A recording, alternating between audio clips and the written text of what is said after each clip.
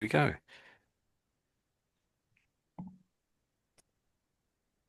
So let's flick over to the photo. Here we go. So this is today's drawing. Now, this is obviously a photo of the drawing, and this is famously known as Leonardo da Vinci's Vitruvian Man. So let's flick over to the story and see what we will learn today.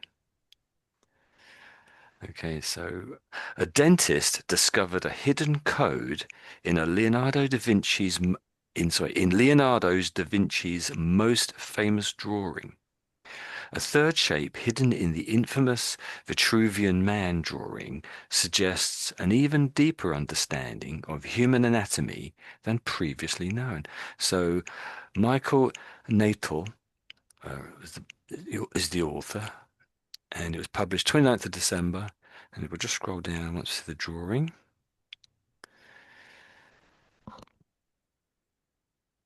And let's get on to the actual reading part then. But first of all, I should say appears to be Gabriel BOUYS' photo, I guess, of the Vitruvian Man, and it's a Getty's image, apparently. There's the summary.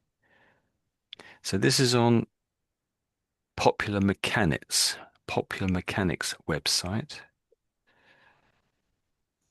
Originally it was in biography.com. No, was it biology or biography? Originally in biography.com. Oh, I know in collaboration, I should say. Must learn how to read properly. So, Elena, you were in first today. Mhm. So, do you fancy this a little bit above the drawing? And when you get to when it says Vitruvian Man down the bottom here, I'll scroll you to below the bottom of the picture and you carry on Mhm. a little bit there Okay. too. Thank you. Over to you then. Okay. Art, by its nature, often lends itself to multiply readings or underpre- interpretations. What one takes away from a work of art depends not just on what the artist brought to it when they sat down to put pen to paper or paint to canvas, but what the observer brings to the piece when they look upon it. That's precisely what happened recently when a British dentist took a look at one of the most iconic images ever drawn, Leonardo da Vinci's Vitruvian Man. Next, please. Yeah, here we go. Over to you.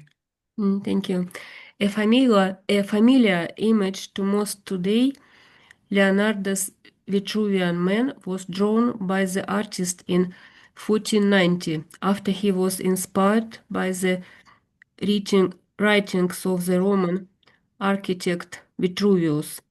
In his work, De Architectura translated and on architecture, Vitruvius mused on the symmetry of the ideal human form, pointing to the navel as a central point of the body from which all else extends. For if a man be placed flat on his back, he wrote, with his hands and feet extended and a pair of compasses centered in his navel, the fingers and toes of his two hands and feet will touch the circumference of a circle described therefrom. But this was not the only shape that Vitruvius noticed could fit the human form. And just as the human body yields a circular outline, so too a square figure may be found from it. For if we measure the distance from the soles of the feet to the top of the head, and then apply that measure to the outstretched arms, the breadth will be found to be the same as the height as in the case of plane surfaces, which are perfectly square. Hmm. A little bit confusing that bit there, isn't it, at the end there, isn't it? Not quite sure exactly what that is saying, some that little bit The there, but breadth will be found. So this last little bit appears to be a quote directly from what Vitruvius wrote Mhm. a couple of thousand years ago. It's original. Hmm. Mm. So anything interesting there, like want to go back over with, or to read, or the meaning's a bit lost on you, or Mm, pronunciation, of course. mm.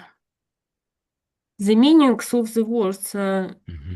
unknown. It's fine. I Okay. understand. Maybe some words you've noticed my pronunciation was. Okay, pronunciation. Um, I could understand everything, I think. There was a little bit where, there was one word. It was down here, wasn't it? It's this one here. Yes, the That word, one could be the that one's breath, tricky, isn't it? Because there's just two vowels stuck in the middle. So did you try that word again, maybe? breath. Oh, that's it. That's it. You got it now. Yeah, breadth. Yes, it's quite. Can you see bread in the middle, can't you? It looks really quite tricky. Odd, quite a odd word, isn't it? So what's the meaning of that word, would you say? Uh, Any idea? uh, so this is explains of the high. So it must be Hmm. maybe white, white, So it's the same as width, is that what you're saying? width. Mhm. Width. So let's have a quick look. So if you're talking about the height of something, if you're talking about the dimensions or the size of Yeah, something, how tall this so man? it could be the height, Height, the width, width. and the other one would be the breadth. So that's the three sort of, because there's three dimensions. There's up, sideways, backwards, and forwards, isn't there? So let's pop that in there. Let's put this on our word in there, breadth. There's lots of other words that go with it, breadth of knowledge, breadth of experience. So let's hear them say, oh, the Americans have their own special way. Let's listen to our way. breadth, Oh, that's a bit tricky, isn't it? breadth, Breath, breath. I don't find that very clear, really. So I think it'd be pretty good when you said it the second time. That was very good. I thought breadth, breadth is how it's pronounced. And they're saying here that breadth and width are basically the same thing. So they also say spread is another way of putting it, or beam. I think if you're talking about ships, you might be talking, you may particularly use the word bream. Yeah, beam, I should say, not bream, beam. Span is another one. Okay, so that's to do with the size of something. But you can also talk about it in a more sort of abstract way. So the other meaning here that we could have used, but wasn't really in that article, is so the breadth of something is its quality of consisting of or involving many different things. So it might be a breadth of knowledge or breadth of understanding, I guess. So older people have a tremendous breadth of experience. His breadth of knowledge filled me with admiration. Other meanings similar would be extent of knowledge, the areas of knowledge, reach, range, etc., which is away from the, not so it's distance from the is not to do with the distance or the size of something in terms of meters, inches, feet, yards, etc. So let's go back to our little story then. Um, does that make sense? Yeah, So the other one was width. Do you want to just say the other one? So width is the other tricky. width, width, And again, width. width, Um, width. yeah, it is quite a tricky sound. So that sort of D than the TH. It is tricky. It's always there, isn't it? So your breadth was quite good. So let's just do width a little bit more. So let's click on it and get it up here maybe. So Width, width. width, Yeah, you're getting there. Width. Width. width. Yeah, that's definitely getting there. Let's listen to them. Perhaps they're quite good this time. Let's hope they are. Mhm. width, That's good. Yes, width. width, Do you want to try it just once more, Elena? Width, Yeah. width. Oh. Yeah, so it's got the W. That's tricky too. So yeah, think about the W. But you're getting the sort of the ith part quite good, I think. Yeah, that's it. Yep, that's pretty good. Because f after D. It's difficult to pronounce. Yeah, and really all the sounds come together. There's no sort of gap, is there? So width, width. So a d. Very tricky. Width, width. Yeah, very tricky. Let's hear them say it just once more. Width. width, Yeah. Okay. Yeah, I'd say no, that's the photo. And theirs was breadth. You've got that, I think, really. We don't really, we could say height, I suppose, but I don't know if we say that anymore. I think nowadays it's just height nowadays. Hi. So just height nowadays. The pronunciation I thought was pretty good overall, I would say there. So that was the only word I noticed. Maybe that word was slightly out.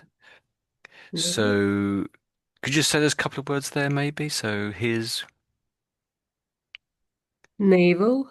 yeah, that's perfect. His navel. That's it. You got that. It just sounded slightly odd when you said it. You've got it now, spot on. Um, that's even perfect, I would say. So when it says a pair of compasses, what does that really mean? And a pair of compasses centered at his navel. What is that saying? What's the meaning of that little bit there, Elena? Well, navel, Yeah. it's the middle of tummy, like So if I go back to this drawing, where is it on his body? Is that what you're saying? Whereabouts is it? center of the So body. about here somewhere? Yeah, yeah. Oh, right. Okay. There's that little blob there, maybe, right when my cursor is blocking it Navel. over. Yeah. Okay. That's good. Okay. But so they say it's centered at his navel, but what is centered at his navel? It says with his hands and feet extended and a pair of compasses centered at his navel. So what does it mean by a pair of compasses? What is that? Oh, compass, it's a special tool Yeah. which shows south and north. The magnet tool with Okay. magnet inside. Okay, If I so if we go back to if this I'm, drawing, so this but is this was made in about 1490. And it was based on something that Vitruvius said probably about the year from about 2000 years ago. Did they have the compass 2000 years ago? I don't know No, really. they didn't. As far as we know, they didn't have it. So what the compass in this? Exactly. Now it's saying a pair of compasses. Let's quickly search that on the internet. Perhaps we'll bring up a photo. So here we go. There's a drawing. So this is a child. For half a second, it showed one there, then it disappeared. So yeah, here we go. So these are small ones that a child may take to school. This is a compass, and they're saying a pair of compasses. So with this is possibly the same sort of thing, or maybe this other one. If I click on it, perhaps I get a bigger photo. So with this device here, this is what he's talking about. So one end of the compass, perhaps this point here, might be gently placed on the man's belly button or navel, and the other one could be extended out by rolling this wheel around. The compass opens up, so becomes wider and bigger. And what it was saying, I think, was is that the other side of the compass would go to both his feet and then both his hands. That's what the point is. That's what it's saying. So you put the point of the compass in his belly button here, one sort of point of it, and the other end of it would touch this finger, that finger, and if you rolled it round, it would touch the feet as well. That's what it's saying. So it's really simply saying the belly button is pretty much the center of a man. I think technically it isn't, but it's very close. But maybe I'm wrong. So does that make sense? So this is a compass. It's saying a pair of them. So maybe this is one side of the compass, and the other leg is the other side of the compass. That's Mhm. what that's what they probably mean by a pair of compasses. I don't think they meant use two of them. I don't think it really meant that. Maybe it's true. I've never measured people This Well, way. this is just a child's one. So that's a child's hand, and you normally would draw a circle with it. You put the Mhm. point down and a pencil in the other side. You spin it around, and it makes a perfect circle because one stays still and the other one sort of dances around it in a perfect circle. So that's a compass, anyway. Okay, that's that little detail there. Um, so that's what you're saying as well, and that's what it talks about the circumference of a circle. Okay. Let me just read that last part again then, just to get the Mhm. whole meaning out of it. I think you've probably got it anyway, but let's read it again anyway, just for the fun of it. So this is Vitruvian has written, this is about Vitruvius. So in his work, De Architectura, as translated as On Architecture, because you see, Vitruvius was actually an architect. I think he was also a general in the army too, but he was also an architect. Anyway, so Vitruvius mused on the symmetry of the ideal human form, pointing to the navel as the center point of the body from which all else extends. For if a man, this is in quotes now, for if a man be placed flat on his back, he wrote, with his hands and feet extended, and a pair of compasses centered at his navel, the fingers and toes of his two hands and feet will touch the circumference of a circle described therefrom, therefrom being from his tummy, his belly button. Then out of the quotes it says, but this was not the only shape that Vitruvius noticed could fit the human form. And then we get a quote from him there. Okay.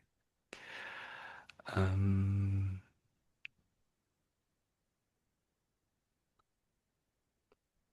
if I scroll up then, was there anything else? I don't think so.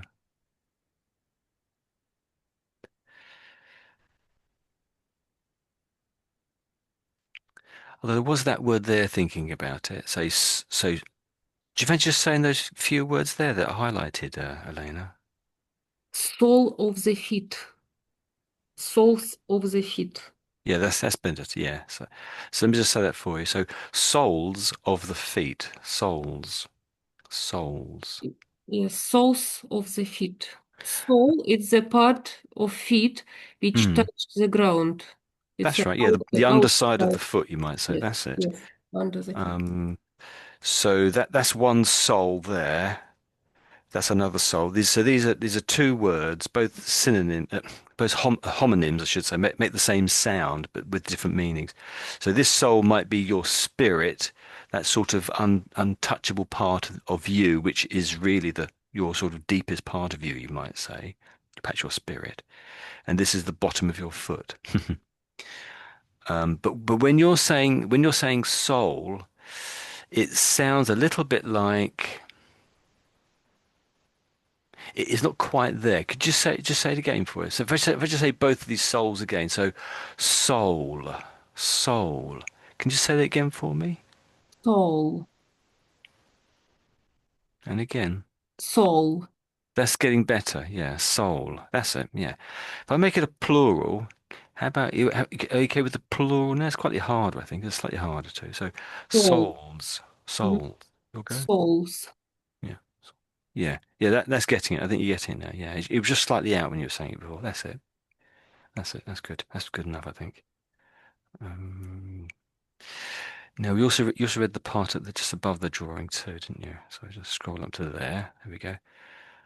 Um, as I remember, when you said this bit here, I think you came at the slightly different word. So do you fancy reading that first Yeah. couple of words up that bit there again?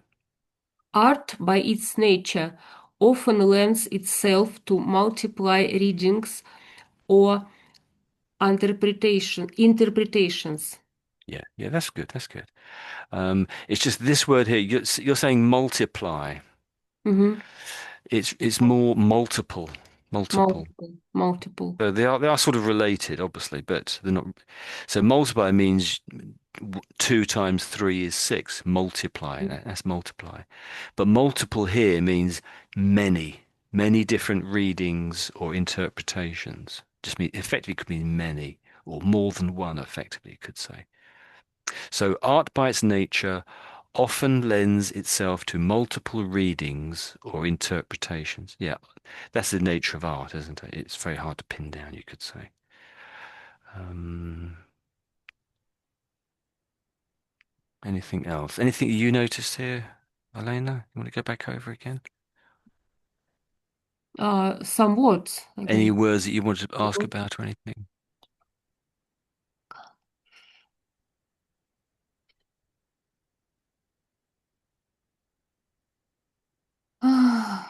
No, it's fine. Okay, great. Um, Yeah. so that last sentence of that paragraph there, could you just Yeah. reread it again? So it was this word here where my cursor is. So, but that whole sentence, perhaps. But what the observer brings to the piece when they look upon it. Yeah, okay. That's good actually. So, but what the observer brings to the piece when they look upon it. So this is about art again, I guess, isn't it? Just what it means to you might be different from what it means to me. So, but what the observer sees might be different. So it's just this word observer. Can you just try again? So observer, or practice it a bit more, I should say. Observer. Observer. Observer. So I guess it's the R and the V sound. So I think I'm saying observer, observer, observer. Can you just try and get the R a bit harder slightly, me? So observer, and the V not quite so strong, perhaps. Observer. Yeah, that's getting it. That's getting it, and a bit more maybe. So observer. Observer. Yeah, yeah, that's good. That's good. That's good. That's good. Perhaps a little bit more practice. Perhaps write it down as something to practice because you're really getting it. Yeah, so that's good. So, anything else there? Anything you noticed, Elena or Michael, that I've missed that you want to ask about or anything? I have a question Yes, yes, go for it. about word yield. I missed the word. Could you say it again for me? Yield, Oh, yield, yield. Okay, yeah. yield. Yes, you. Yes, this word has many meanings, especially like a verb, Yield. Okay. yield. Mm. And in this context, this mean like something bent in some shape, uh, yield. Or what A is the shape. meaning? Is that what you're saying? What is the meaning of this word in this context? It's Okay. like a human body. Human body can Mm. bend to some shape. Not really, no. Here, without actually reading it again, I would say it means produces or makes, forms, something like that. So let me just read the sentence then. And just as the human body makes, forms a circular outline, yeah, makes or forms or produces a circular outline, so too a square figure may be found from it. Yeah. Okay, so the meaning of the word. What is the most common meaning of the word yield? Because Mm. I I seen in vocabulary in dictionary, Mm. uh, it's huge amount. So it's like Uh, makes or forms. Yeah, mm. Well, make I would say it's exactly what we've just said. So, is like a verb. so there's a few sort of sentences here. Yield a profit, yield a result, yield a return, yield a reward, It's like a solution, answer. to get, to Hold be. on. All of these, every single one so far, you could put the word produce or make or create. Create a profit, make a result, produce a return. They all really mean the same thing. Produce evidence, make a curve, find clues maybe, or produce clues, yield an answer. All of them, you could put the word make or produce, every single one of them. Yes, If you can thank you. see that, every single one, I would say. There might be sort of slight variation there, but is there sort of? So, so a yield is the amount of food. A yield? A yield is the amount of food produced on an area or land, sorry, of land or by a number of animals. A yield. It's a noun, But like here it's crop. agricultural yield. I think that they're trying to give you the definition for agricultural yield, but just yield on its own. I beg your pardon. See the full definition of yield. There we go. Clicked on that one there. So that last one was just one particular use of it. So there's one verb, two verb, three, four, five, six, seven, 8, 9, 10.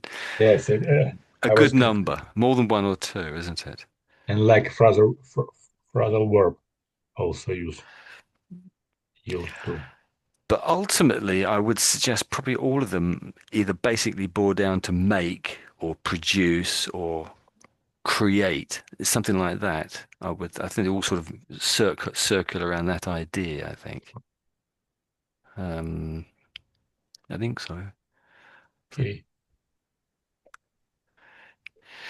So could you say the word again for me, Michael? So yield, yield. Yield, Yeah. yield. And don't forget that you sort of, yeah, I think you're getting the first bit of it spot on, but the D, I can't hear you making the D sound on the end. So let's listen to them say it for a second. yield, There's definitely a D at the end, isn't there? Yield. And you, over to you. Yield, Yeah, yes. yield. Yeah. Oh, the first one was the best one, easily. Yeah, I think you overdid the second one slightly, but that's great. And so maybe Elena, do you fancy saying this word? Listen to them for a second, yield, and then it's your go, Elena. Yield. Oh yeah, yeah, yeah. You've got that. That's very good. Yeah, that's fantastic. So that's that word then. Is that clear? Is that Yeah, reasonably yeah, clear? yeah, yeah. Good. Okay. Thanks. Okay. There was something about the beginning. So we did multiple at the beginning. Then we looked at observer, didn't we? Or observer, yeah, observer. And there was another word up here. It was only a short little word. Was it like oar or something? It was naval. There was something. Another word oar came to mind. I think when you said that oar there, it, um, I think the Americans, I don't know, I can't remember what the pronunciation was. It's a tricky little word. So let me just read that first line again, but try to listen at how I'm saying the word or on the end. So, but I'll just say it again. So from the top where it says art. So art by its nature often lends itself to multiple readings or interpretations or so just or there probably are other ways of saying it, but in this sentence here, you probably most 99% of people would just say "or." Sorry, or I've got a frog in my throat. Or can you just say "or" for me? Or Elena. All. All. And again, so or All. or. Okay, so let's quit do another one. Let's take another word in there. So that's the word, very short word, and maybe this one too. So we do both of these. So or and all. Or and all. Can you do both of them for me? Or. All. Yeah, or and all. Yeah, that's it. That's good. That's pretty good. That's it. Mm. So, so Elena, what's canvas? When it says canvas, Canvas, it's a fabric, mm, usually for drawing something. that's it. Yes, painters. That's it. Painters often use it, don't Mhm. they? If it's drawing, you might use cartridge paper. But some probably for specialist drawings, you may use cartridge paper or just paper, as you say. But often painting is on canvas, not always, but often it's on canvas. Having said that, I believe if you're on a sailing ship with sails, so the wind blows the ship along rather than sort of rather than sort of a diesel ship or anything else. The sails are often made of canvas as well. Same sort of material. It may be exactly the same. I don't quite know. But it's Yes, a very hard material, very hard very wearing. strong. Mhm. Sorry, I missed you, Elaine. Once again.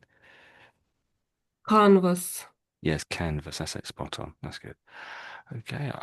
Okay, perhaps we'll roll on because I can't think of anything else. Oh, there was something else, wasn't there? There was yeah, it's this word here. So what does that word mean? So it says, if I read that little bit there for it says Vitruvius, the Roman guy from 2000 years ago. So Vitruvius mused on the symmetry of the ideal human form. So what does mused mean? Mused. Mm, thinking. Yeah, that's it. That's the idea behind it. Yeah. So Vitruvius thought on the human, sorry, on the symmetry of the ideal human forms. Yeah, you could put the word thought in there, or considered might be a better one. Put it in there. Consider. Yeah. Can you think of another word you might put in there beyond sort of thought? Can you think of another word, Lena?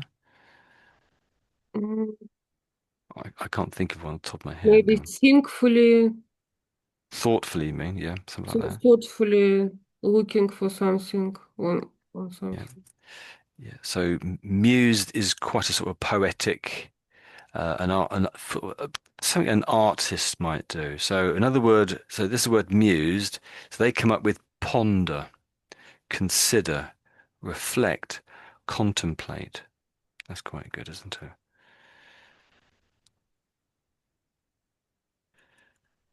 Okay, so it's sort of an artistic, poetic way of talking about things, isn't it? Okay, so let's scroll on then.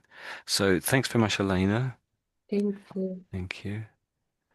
So it's over to Michael. This is your go. No, oh, I've lost the top topic now. So it starts off with Leonardo da Vinci's drawing. Over to you, Michael. Leonardo, Leonardo da Vinci's drawing, made centuries after Vitruvian's musings, illustrates the manner in which man could indeed fit within those described shapes. But as art, but as ArtNet News recently reported, the famed polymath and Renaissance man may have showed a third shape hidden within his drawing, on which was only recently been remarked upon. Dr. Rory McSweeney, the aforementioned dentist, published his assessment in the Journal of Mathematics and Arts that Leonardo's famed drawing incorporates geometric principles that anticipate modern understanding of optimal biological architecture by way of a third shape located between the man's legs, an equilateral triangle. According to Sweeney, ArtNet News wrote, this triangle corresponds to Bonewill's triangles formed by the contact point of the mandibular center incisors and the right and left mandibular condyles. Hmm. Okay. Thank goodness you got these words here. I wouldn't know how to pronounce them. Yes. Yeah. Mandibular condyles. So these are medical terms, would you say, or how would you It's describe? mandibular, it's low jaw. Yeah. And here's Uh, the big clue. Okay. no, Yes. no, it's low. Maybe it's high. Yeah, it's Maybe. in Latin. Yeah, mandibular. And epicondylus, it's also related with some shapes, some I Hmm. don't know, not branches, but mm, some part of the bone. Okay. Uh, it's called. Oh, so it's a bone in the head or the mouth, you're saying. I guess you're talking about, yes. So mandibular. So we might also talk about mandibles as well. That's another sort of related word there besides mandibular. So this looks like anatomy to you, these words appear to be to anatomy, I mean, in details, the mouth or the jaw. Down just below this drawing, it says, so this drawing's from the Journal of New York Institute of Stomatology, an illustration of Bonwill's triangle, published in 1903 edition of the Journal of the Institute of Stomatology, American Academy of Dental Science, Hardwood on Ontological Society and the Metropolitan District Massachusetts State Society. Odonta. Odonta. Thank you. So we can see an interesting series of interesting triangles to do with the teeth. So, but there's more than one, isn't there? There's clearly several. So it appears to be going towards the outline of the teeth, isn't it? And also in the middle as well. Well, at least they fit in. I don't know. Some interesting. So this could also fit between the guy's legs. I think this is what they were saying. Okay, well, maybe we'll get onto that. Okay, so anything that you noticed there that you want to talk about or ask about that maybe I don't know anything about at all, but maybe you do. Is there anything you want to ask about? Can I ask about one word? Yes, go for it. Equal, equilateral This triangle. one. Yeah, this one. Yeah. So equilateral. I think you had that spot on, Michael, when you said it. Equilateral. Um, and most of the time when people talk about equilateral, they're talking about triangles. So there's many different types of triangles. There's an isosceles triangle, and there's lots of other ones. And the one particular type is an equilateral triangle. So if I just search that, hopefully it'll come up with a picture. But so this is sort of geometry. It's not really. So this is talk about drawing shapes and things. So an equilateral triangle, as it says here, is an equilateral triangle is a triangle in which all three sides have the same length and all three angles are equal. So that's actually this small one is equilateral as well. So it's just the shape of the triangle. Every side is exactly equal to the other one. And it also means that the angle between each of the sides is also the same. Indeed, they have to be for it to be an equilateral triangle. So it's got the word sort of equals in the start, hasn't it? So each side equals all the other sides is what it's saying. That's why we get that's how we get the name for equilateral. And isosceles is another one, and there's all sorts of different types of triangle. But thank goodness we've got just the one here. So I suppose it is interesting that so I suppose what they're saying is that the bottom length of this triangle, it's exactly the same length as it is up the side there, I guess is what they're saying. All of the sides of the triangle are exactly the same. So I suppose it is a little bit special, isn't it? Unexpected anyway. So, okay, thanks for that, Elena. So, Michael, back to you again. So, anything there at all? The new word aforementioned. Yes. Aforementioned. Yeah. So it's a bit of an old word. You might sort of read this more often in perhaps say, I suppose in literary circles. You wouldn't perhaps use it in everyday conversation. Perhaps even in Victorian books, you might see it a bit more often than modern day things. So you could probably guess. So afor really is the clue here. If I just divide it up like that, you could say that means before, Before. really. So, and it then says mentioned. So something mentioned before this is what it's saying. So all it's saying is, so Dr. Rory McSweeney, the dentist who was mentioned before, that's what it's saying. The dentist who was mentioned before, that's what that's saying, right? That bit there. So the guy we just talked about, that's what we're getting at. Okay. Anything else there? Um, just a detail, really. So the S there, Brits tend to always say that S in mathematics, but I guess the the Germans, the Americans tend to miss it out, particularly when they shorten it down. So Brits tend to say maths because we never say mathematics. Not never. We don't often say mathematics. We normally say maths. Maths. The Brits say maths, but the Americans say math. So you can always tell if it's an American because they'll say math. The Brits tend never to say that, really. We tend to say maths with the S on the end. Um,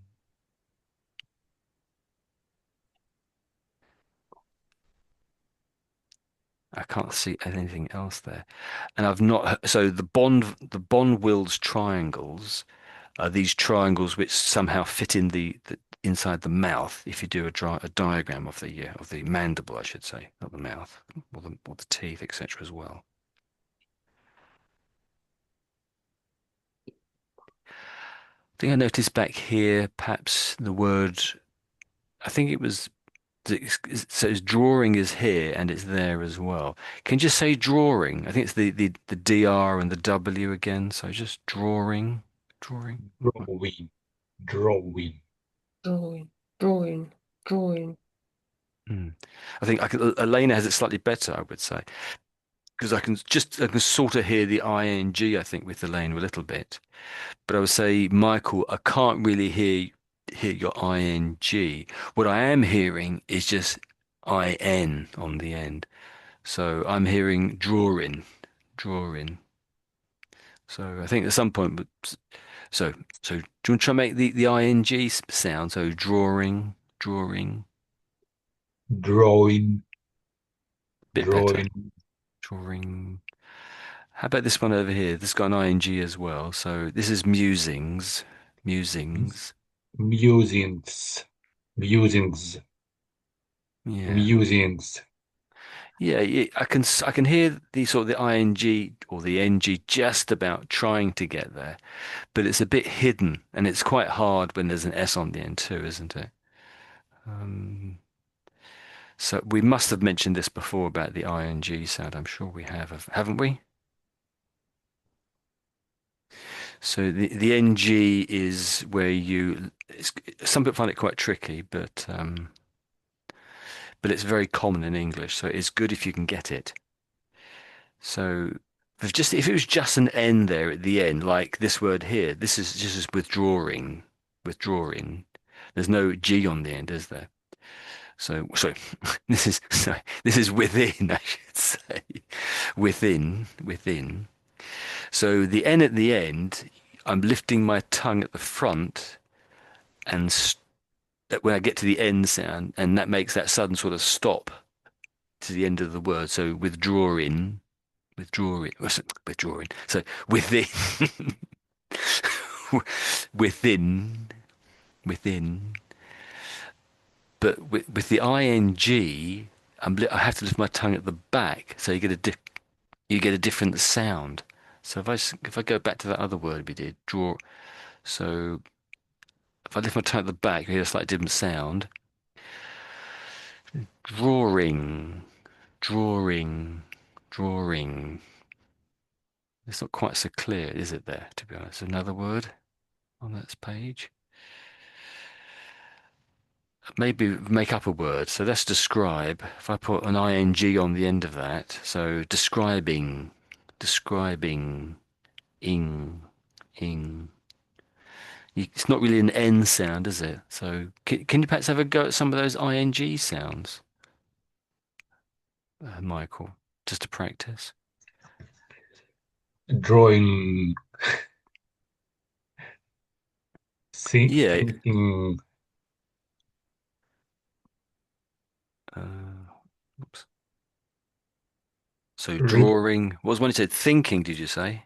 Thinking. Thinking. Yeah, yeah. Thinking. When Thinking. I can hear your king quite clearly on. That's quite good. Yeah. So I think the king is quite good for you. It's not so good when you're doing the drawing. That sound isn't quite so strong. But I guess sometimes it's more. Tends to be a bit clearer in some words than others. I would say that's true. Because a lot of words end in king. So if you can get a lot of words ending king, that king sound. So that's a good one to get, definitely. Yeah. So pick out some ing words to practice, I guess. Um, so I noticed the word famed or phrase, famed polymath and Renaissance man. So what does that sort of half a sentence mean that I've just highlighted? What does that mean? Famed is like famous. Polymath and Renaissance man. Polymath, it's men who Hmm. know many things in different areas, Yes, that's it. Yeah. and Renaissance man. So Hmm. it's famous man. I think it's Leonardo da Vinci. It's about Leonardo da Vinci. Yeah, so if you're just saying the Renaissance man means Leonardo da Vinci, you're saying. Is that what you're saying? Yes, yes. But and Leonardo da Vinci, famed polymath. Mm. So this is a comedy over here, I think. So we'll not take that as a. So anyway, a person with many talents or areas of knowledge. So that sounds quite similar to the polymath meaning, doesn't it? Yeah. So let's click on say more. So does it bring out a bit more? So Renaissance men, Renaissance woman, Renaissance women.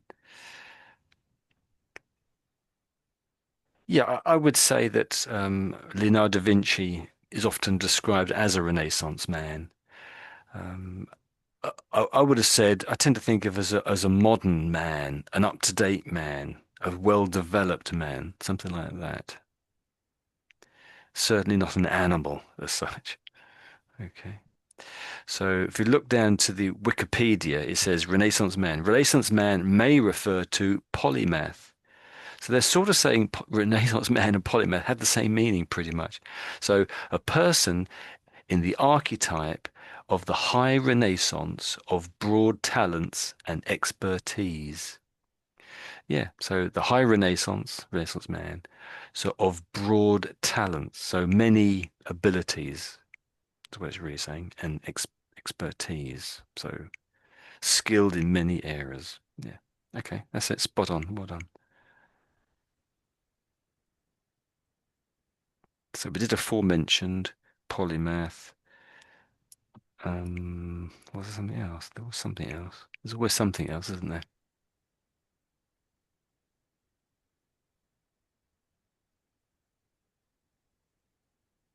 Anything from you, Elena, at all? Anything else from you? Oh, maybe that were there. So the famed polymath and Renaissance man may have stowed away a third shape. So what does that last part of that, or that next part of that sentence mean? What does it mean by saying may have stowed away a third shape? What do you think that means, Michael?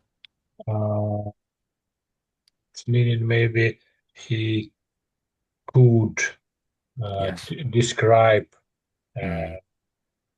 third shape. Yeah, that's it. Yeah. But and also if you stow away something, it means it's there, but you can't necessarily see it. If you if you have a ship, you may stow it with your all the goods you need to go on a journey. So you put them away down below decks. It's on the boat, but you can't see it there. So there's a little bit, we say it's stowed away. There is a slight idea of it being, or a fairly strong idea of it being, it's there, but you can't easily see it. It's hidden in some way with the word stowed. So you might stow something in a warehouse, as I just said, or stow it on a ship. That's partly how it would be used, I guess. Okay. Um, great. Okay. So do you have time for another read through of another little section? So Elena? Uh,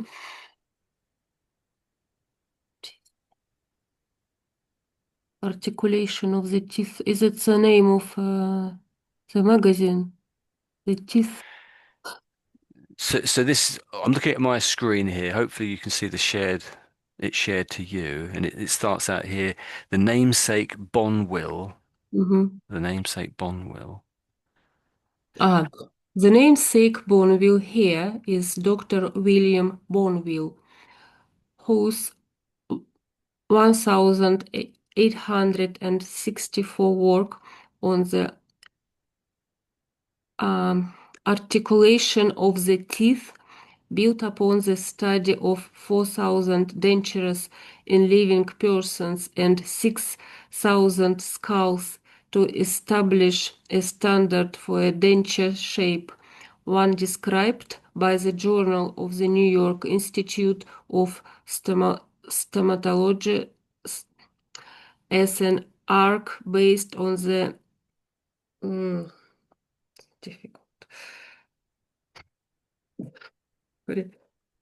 Give it a go. Your word.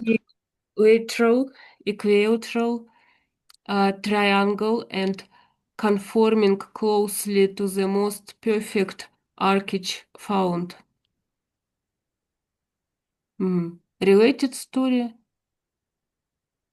Yeah, you can just go Mhm. down to the down here if you want, down here. Of course, it would take a dentist to notice a principle of dentistry tucked away in Leonardo's drawing, but the triangle's relevance to Sweeney's expertise, while the initial impetus for his observation is not the only purpose that he believes the shape serves in the work.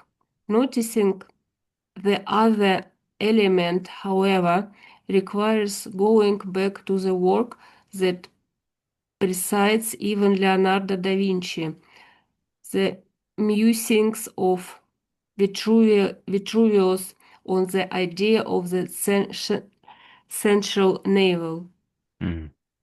Okay, that's good. Nicely read, thank you. Mm. Let me just reread that last part there for you and think about any words you might want to go over again. So I'll read this bit to you again. So, of course, it would take a dentist to notice a principle of dentistry tucked away in Leonardo's drawing. But the triangle's relevance to Sweeney's expertise, while the initial impetus for his observation is not the only purpose that he believes the shape serves in this work. So in the work, noticing the other element, however, requires going back to the work that precedes even Leonardo da Vinci, the musings of Vitruvius on the idea of the central navel.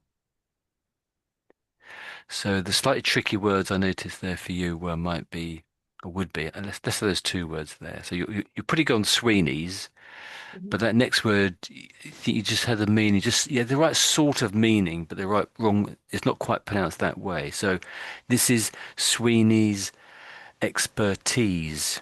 Expertise. Expertise.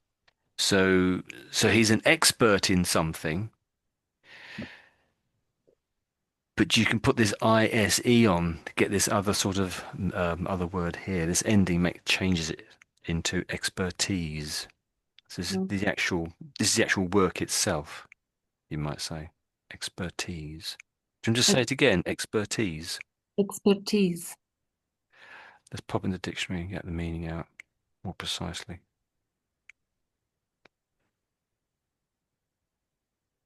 Okay, so expertise is a special skill or knowledge that is acquired by training, study, or practice. So it's that particular ability, you might say. Expertise. expertise, Yeah. Okay, so the problem is an example sentence. The problem is that local authorities lack the expertise to deal sensibly in this market.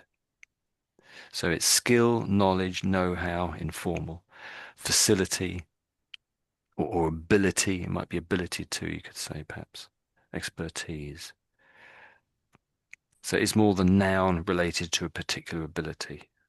Uncountable noun, it says there. Another tricky word might be this one here. So if I say those three or four words there, well, that half a sentence. So while the initial impetus for his observation, so that's impetus, impetus. Do you want to just say impetus? Impetus. So Impetus. that's it, yeah, impetus, impetus. So we've done expertise and impetus. Any idea what that word means, impetus, Lena? No, no idea. So the impetus is sort of like that initial force at the beginning. In this case, initial being I'm putting the meaning here too. So a force normally at the beginning you talk about.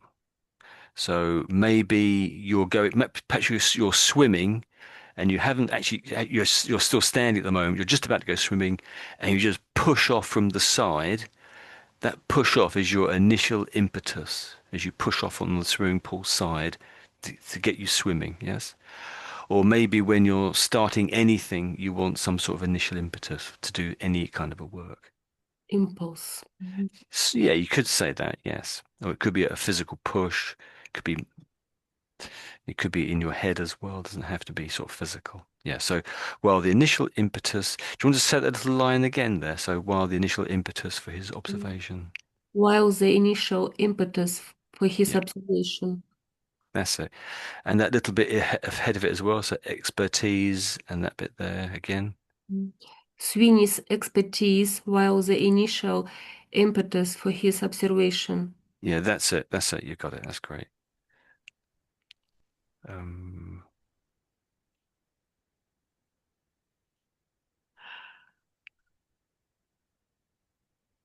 and then maybe that word there, thinking about that one down there. So what's that word again there?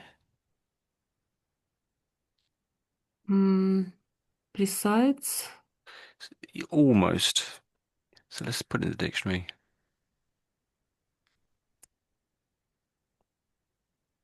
Precedes. Yes, that's it. That's it. Yeah. So it's sort of the same thing, isn't it? It's got an E, it's got an S on the end, this one. So let's listen to how they say it. Proceed. Yeah. So with an S, it comes out as, Proceeds. yeah, yeah, you've got it. So if one event or period of time precedes another, it happens before it. So that's their little, so it go before, introduce, herald, pave the way. Yeah, precedes. Okay.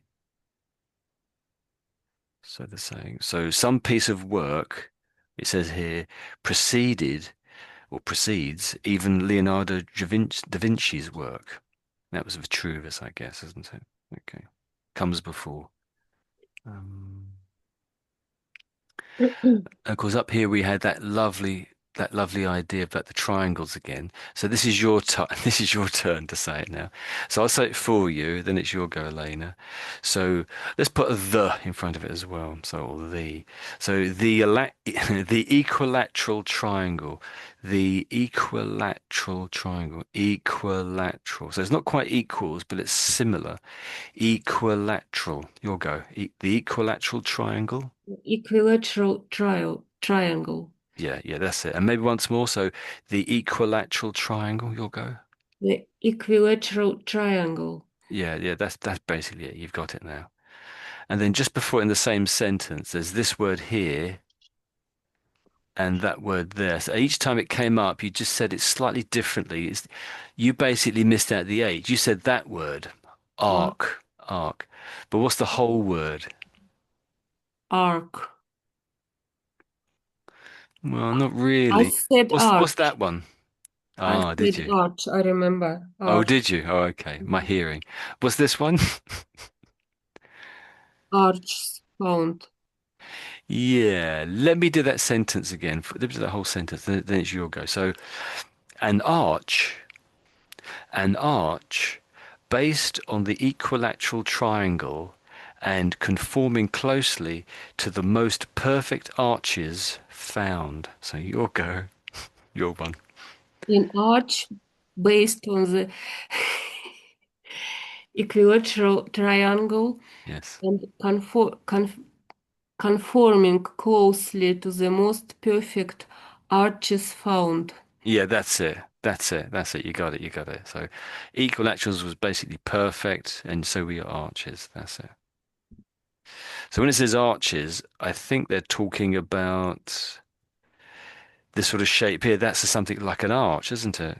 Like a bridge arch or something else. That's all I can think. Okay, so Michael, any questions that little bit there? Would you say, Michael? No, no. Okay. Of course, when you read the date out, Elaine, I think you just said 1,864. Yeah, so being a date, we would just yeah, we can quite 1864. yeah, that's it. But you, I guess you weren't quite sure what is it talking Why? about. So yeah, it's Because tricky. it's not the year, it's amount of work. Um, I No. think yeah, I know. I think you're sort of right. Yeah. So if I read it again to you, hopefully Ah, make a bit more sense. So this is talking about that Bonwill guy. yeah, I've yeah, never yeah. seen this name before. 201864. So what I take this to be saying is it's saying is this is the work he did in that year. All the work he did in that year it's talking about. It's not numbering the amount of work they Mm. did in the year. So So because of whose formal, 1864 work on the articulation of the teeth built upon the study of 4,000 dentures. That's it. Yeah. So I might say today, so Tony, who's working 2025 on the sounds of English, that's what you might say something like that. Because my name's Tony, this is the sounds of English class. Okay, so and that's today's year or the year this year I should say is 2025. Okay. So that's a slightly clever way of saying all the work he did in that year or relating to this subject or the whole year was related to this subject. It's kind of like that, isn't it? Um, Mhm.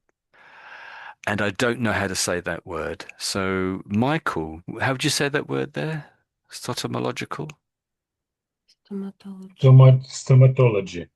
Oh, yeah, sorry, yes. Ology, yes, that's it. Yes, thank you. Thank you. Stomatology. You know, in Ukraine and I think in Russia, it's very common. We call the dentist it's stomatolog.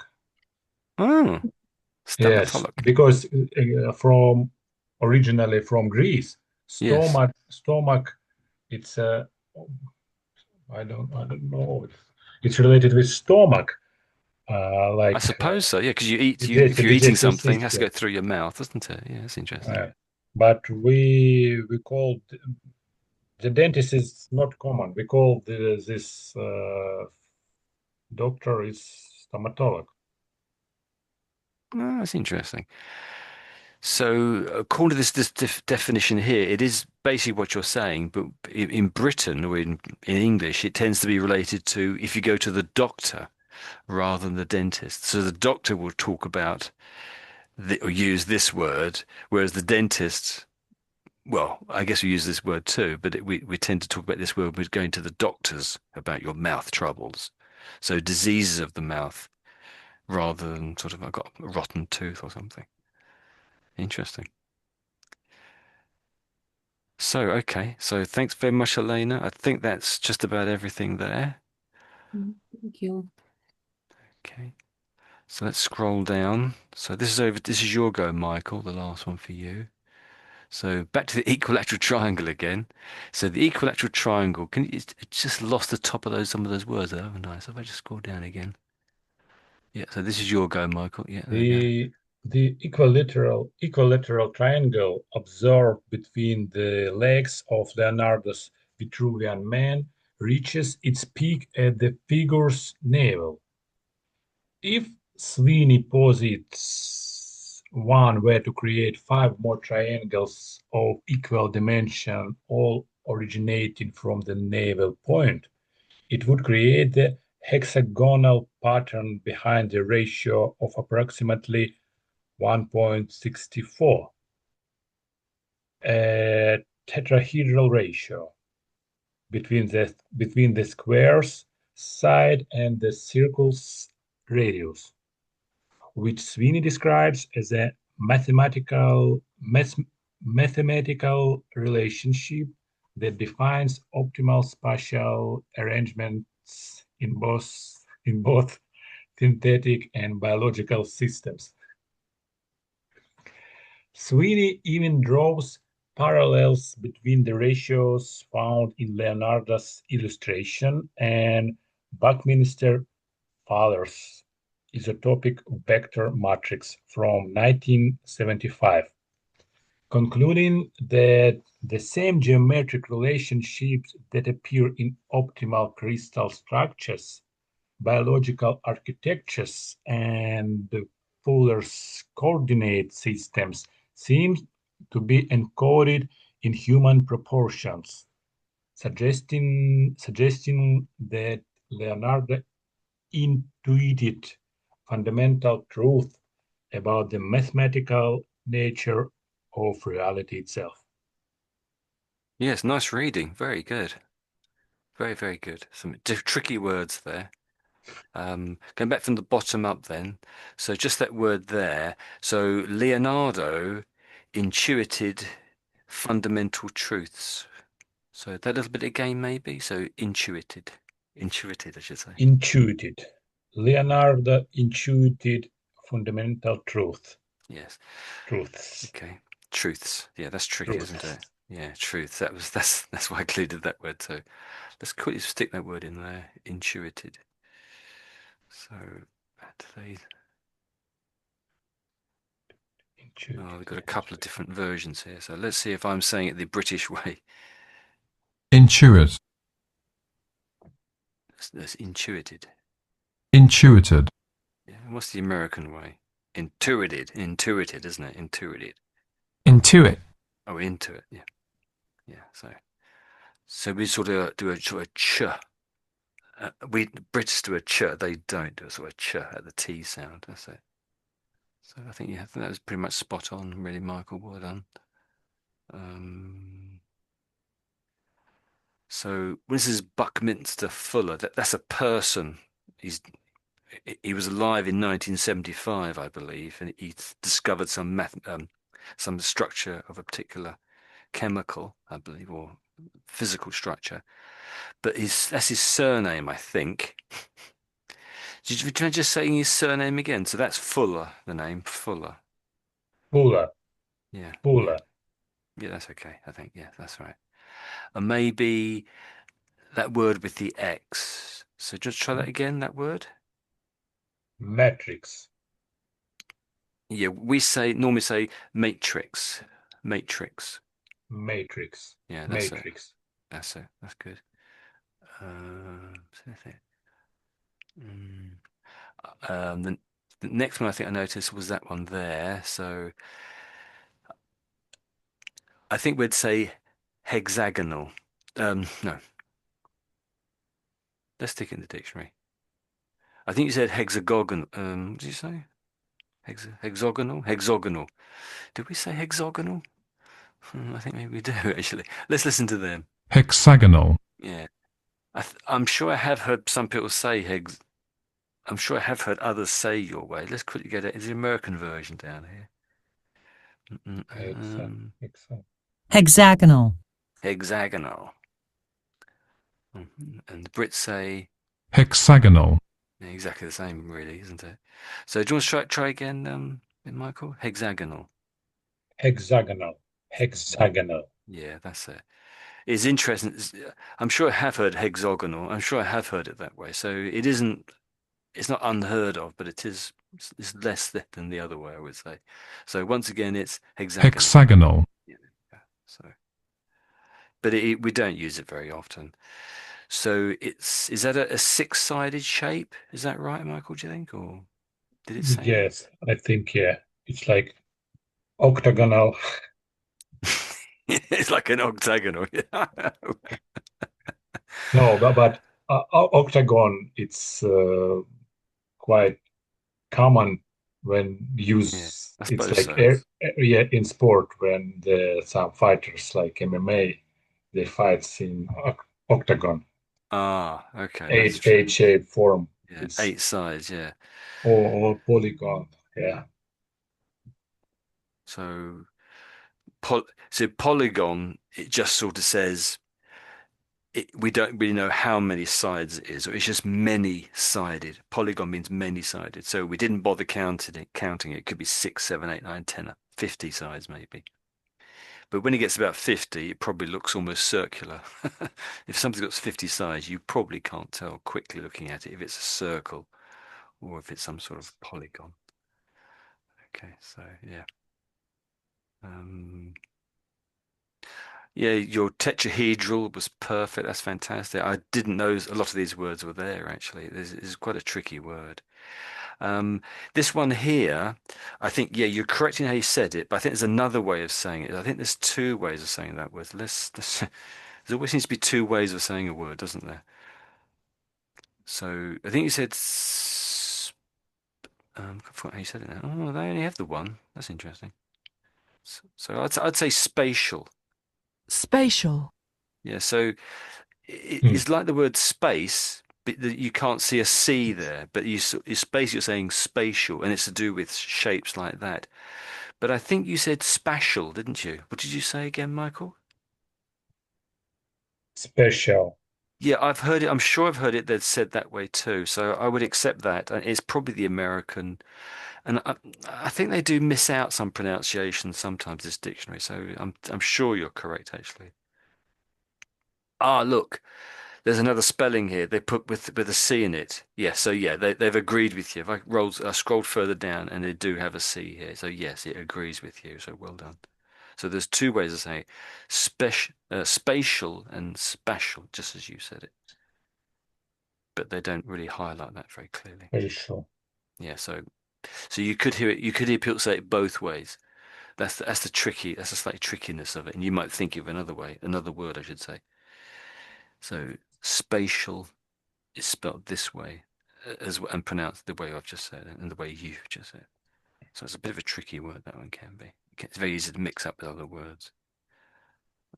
I can't see anything else there that's very, very interesting. Unless you guys have anything else you want to ask about or talk about here. So we've overrun by about 10, 15, 10, 12 minutes. That's okay. So there's the word posits there. Posits. Is that deposits maybe? What does posits mean? So if Sweeney posits, what does that mean? Anyone know? Notice or shows. Sweeney shows.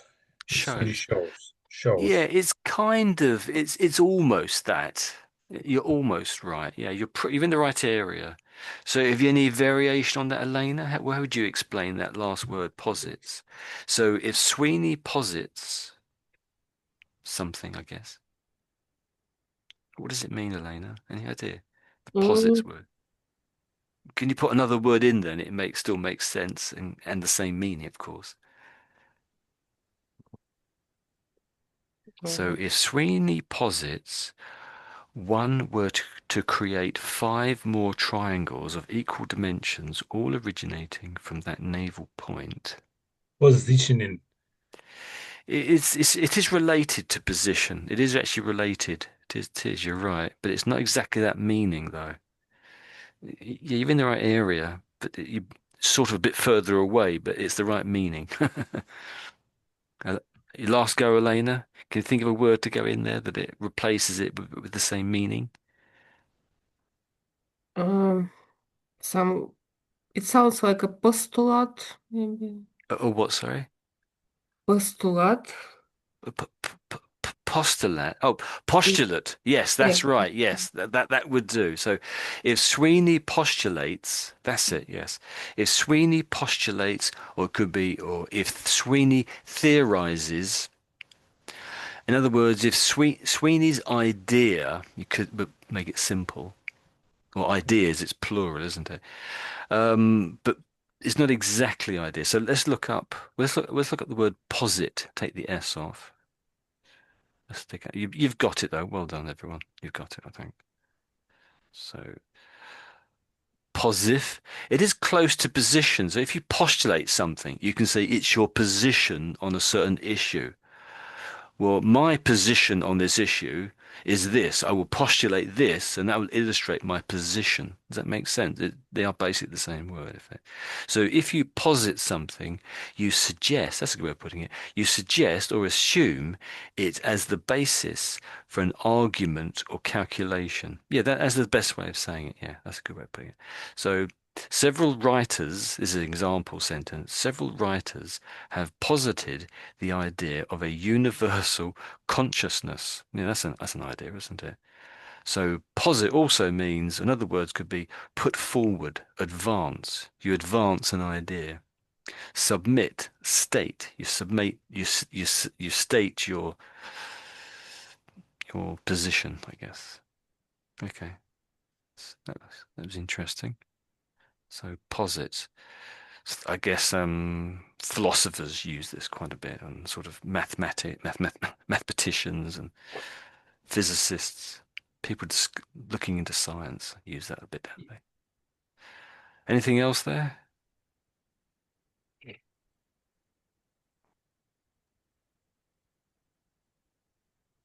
Of interest? I think that's about it, really, isn't it?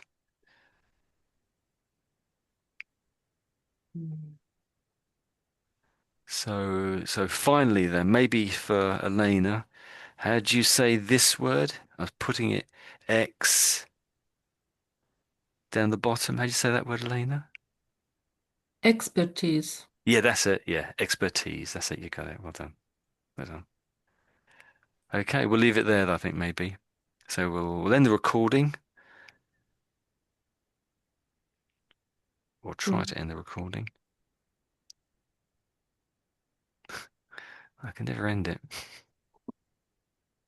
Right. There we go. Thank you, guys.